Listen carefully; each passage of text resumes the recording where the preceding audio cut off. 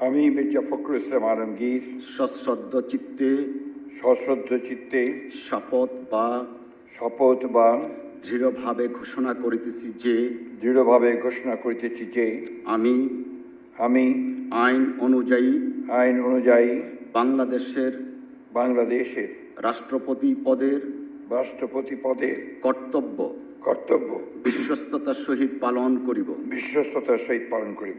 আমি বাংলাদেশের প্রতি অকৃত্রিম বিশ্বাস ও আনুগত্য পোষণ করিব।